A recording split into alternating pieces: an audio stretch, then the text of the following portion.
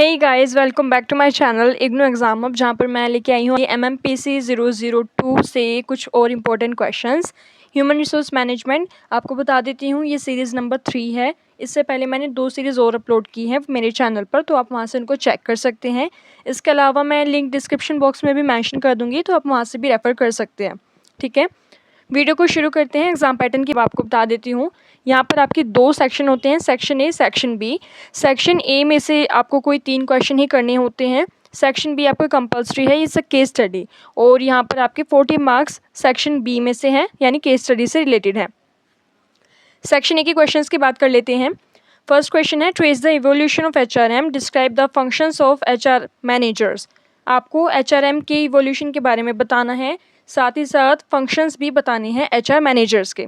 ठीक है, second question की बात कर लेते हैं। What is career planning? Career planning क्या है? Discuss the process of career planning with illustrations. Career planning से रिलेटेड क्वेश्चन पहले भी आ चुका है, सो इज़ इम्पोर्टेंट, आप इसको करके जाइए। इसके अलावा आपको करियर प्लानिंग के प्रोसेस के बारे में भी बताना है, इलस्ट्रेशंस के साथ, यानी एग्जाम्पल्स के साथ में। ठीक है, थर्ड क्वेश्चन की बात कर लेते हैं। Explain the concept of HRD system. HRD system के बारे में आपको बताना है, उसके कॉन्सेप्ट के बारे में बताना है। Describe the principles in designing HRD system, यानी HRD सिस्टम के कौन कौन से प्रिंसिपल्स हैं जो उसको डिज़ाइन करने में हेल्प करते हैं, उनके बारे में भी आपको बताना है, प्रिंसिपल्स के बारे में भी बताना है।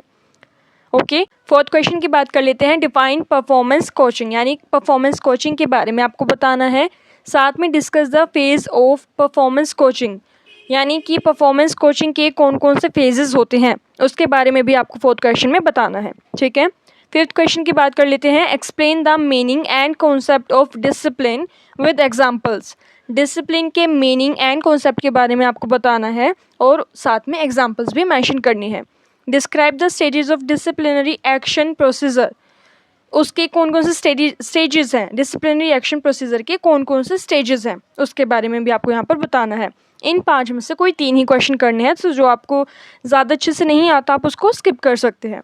राइट, सेक्शन बी की बात कर लेते हैं। सेक्शन बी आपका केस स्टडी है। Read the following case carefully and answer the questions given at the end. तो आपको केस स्टडी पढ़ के जो क्वेश्चंस दिए गए हैं उसके बारे में आपको लिखना है। मैं आपको केस स्टडी आपको दिखा देती हूँ कि कितनी बड़ी है। अगर मैं रीड करूँगी तो वीडियो बहुत लंबी हो जाएगी।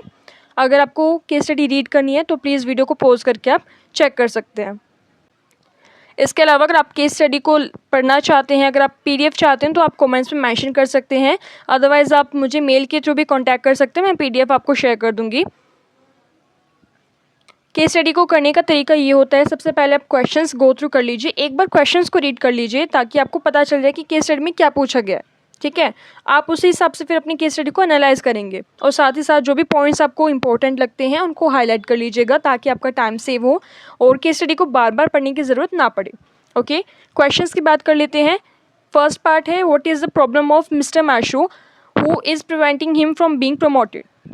यानी प्रॉब्लम बताना है, केस स्टडी में क्या प्रॉब्लम है, कोर इशू है, वो बताना है। उसी के साथ साथ उसे कौन रोक रहा है प्रमोट होने से, इसके बारे में भी आपको यहाँ पर बताना है। हु इज़ प्रिवेंटिंग हिम, कौन रोक रहा है उसको प्रमोट होने से।